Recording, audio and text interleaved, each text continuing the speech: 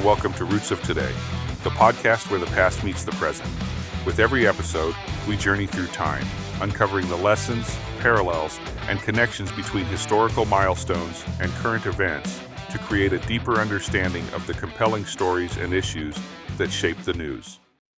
Just after noon on Wednesday, September 10th, the fountain courtyard at Utah Valley University, the stepped lawn and water feature tucked between the Hall of Flags, the Fugal Gateway, and the Sorensen Center, was already shoulder to shoulder. A small pop-up stage sat on the grass, framed by the concrete terraces and the Wasatch foothills beyond, as students and locals pressed up to the rails and queued behind them. The weather added a buzz of its own. Bright late summer sun and warm, dry air that pushed into the mid-80s by early afternoon, with only a light breeze cutting the heat. By 12:05, the crowd, roughly 3,000 strong, was chanting his name, phones lifted, hats waving, and when Charlie Kirk stepped out a few minutes later and tossed a handful of hats into the pit, the place erupted with the kind of crackling, pep rally energy that makes a campus courtyard feel like a stadium just before kickoff. Soon after, however, tragedy struck. While speaking to the crowd about violence in the transgender community, Kirk was struck with a sniper's bullet. In an ironic twist, the bulletproof vest Kirk was wearing under his shirt to protect him reflected the bullet through his neck and severed his jugular vein. As panic and confusion spread through the crowd, Kirk was taken to a vehicle and rushed to Timpanogos Regional Hospital, where the 31-year-old founder and CEO of Turning Point USA and a prominent conservative activist closely allied with President Donald Trump was pronounced dead a short time later. The incident was described by Utah Governor Spencer Cox as a political assassination, and the suspect was arrested shortly after. Kirk's death prompted widespread vigils, tributes from figures like Trump, who planned to award him a posthumous Presidential Medal of Freedom. In a public address, his widow Erica Kirk has vowed to continue his legacy.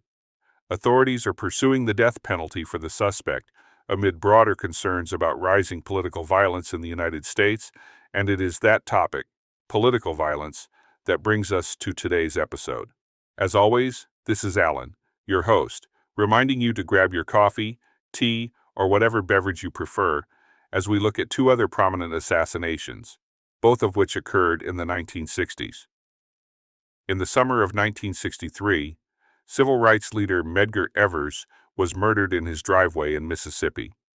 Just 5 years later, Senator Robert F. Kennedy was gunned down in Los Angeles after celebrating victory in the California Democratic primary. Both deaths devastated families and communities, but they also changed the course of U.S. history. Tonight, we'll step into those moments, explore the world that followed, and ask, what might have been if their voices had not been silenced? It was just after midnight on June 12, 1963. Medgar Evers, exhausted from a long day of organizing, drove into the driveway of his modest home in Jackson, Mississippi. He had been at the NAACP office, pushing forward voter registration efforts and carrying home a box of T-shirts printed with the words, "Jim Crow must go." As he stepped from his car, a rifle shot cracked the night air. The bullet struck him in the back, shattering his body. Evers staggered a few steps toward his door before collapsing on the ground. His wife, Merle, and their children rushed outside, their screams piercing the quiet night. Within the hour, at a local hospital that initially turned him away because of his race, Medgar Evers was pronounced dead. He was only 37 years old. Evers was more than a local activist. A veteran of World War II, he had fought for democracy abroad only to return to a segregated South. As the NAACP's first field secretary in Mississippi, he became a relentless force for change, organizing boycotts, recruiting members, and fighting segregation in the courts. He supported James Meredith's historic integration of the University of Mississippi, and his prominence made him a constant target of hate. His murder was a national shock, but it also became a spark. Just weeks later, Martin Luther King Jr. led the March on Washington, delivering his famous "I Have a Dream" speech. Had Evers lived, he almost certainly would have been there, giving national voice to the Mississippi struggle. Instead, We can only wonder how his absence changed the civil rights struggle. 3 years after his death, James Meredith began his March Against Fear. The March Against Fear began on June 5, 1966, when James Meredith set out alone from Memphis to Jackson to prove that black Mississippians could claim public space without terror and to spur voter registration along the way. On June 6th, a white gunman ambushed and wounded him, prompting leaders from several civil rights organizations to continue the 220-mile trek in Meredith's name. As the column moved through Delta towns, it mixed mass meetings with door-to-door canvassing and medical voter registration stations, drawing national figures and local families alike. The march became both a moving classroom and a measure of power, testing how far black communities could push for dignity and political voice on Mississippi's back roads in the wake of landmark civil rights laws. When Meredith was shot, King and Stokely Carmichael took up the march. Along the way, Carmichael popularized the slogan, "Black Power," after his arrest in Greenwood, Mississippi, marking a turn toward militancy and nationalism. Would Medgar Evers, a disciplined NAACP organizer, have tried to bridge this growing divide between King's tactic of nonviolence and the emerging militancy of black nationalism? Would he have pushed to hold the movement together as it fractured between integrationist and nationalist visions? This becomes one of those what-if debates that can never find a consensus view.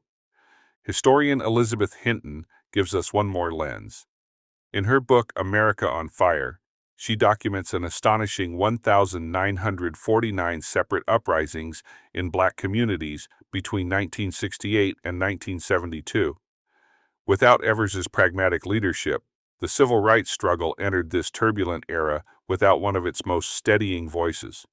His absence left the movement to navigate that storm without him, and history unfolded down a different path. Of course, King's own tragic assassination at the hands of a white supremacist on April 4, 1968, was a devastating loss on its own. Sadly, King's murder would be followed by the killing of the presidential nominee of the Democrat Party just a month later. It was just after midnight on June 5, 1968.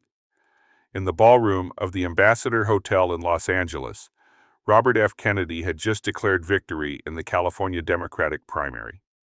The crowd thundered as he told supporters, "Now it's on to Chicago and let's win there." Smiling, he left the podium, walking through a kitchen pantry on his way to meet the press.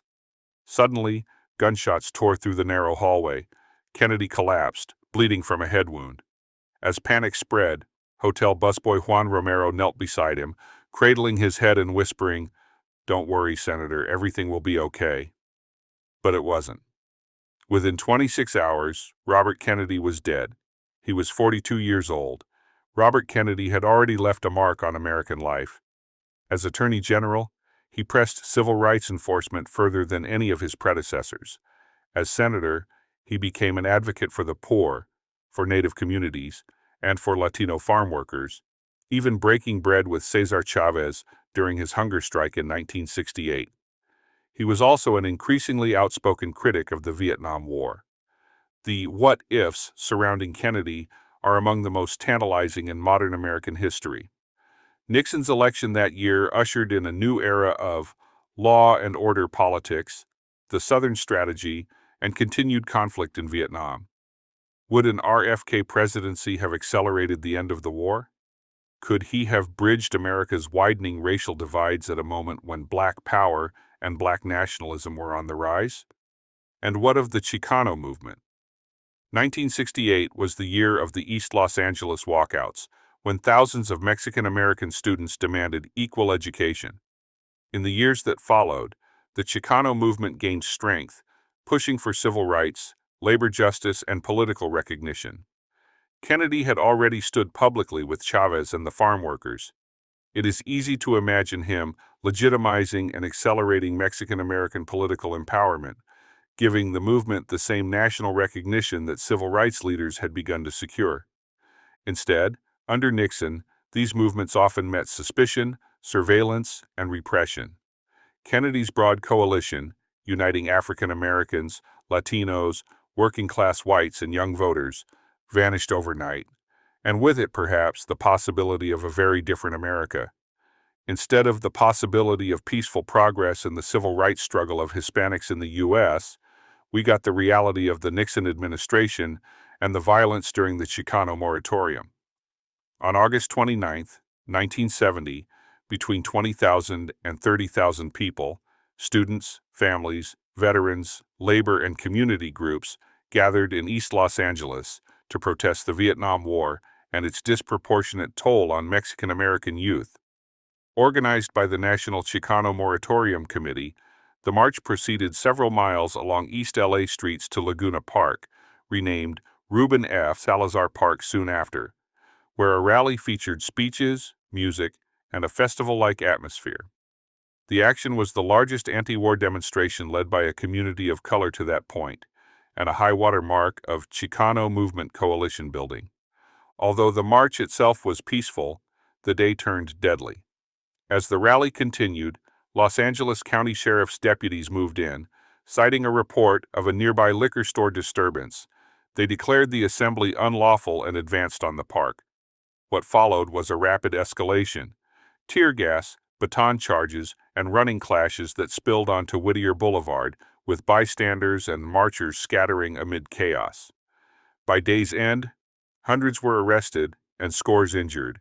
Contemporaries and later historians widely characterized the confrontation as a police riot. The most searing moment came away from the main stage.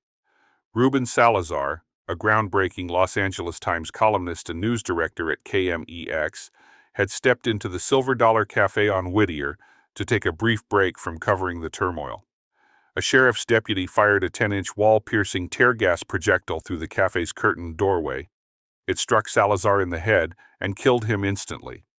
His death galvanized the Chicano movement and made Salazar an enduring symbol of both journalistic courage and state violence.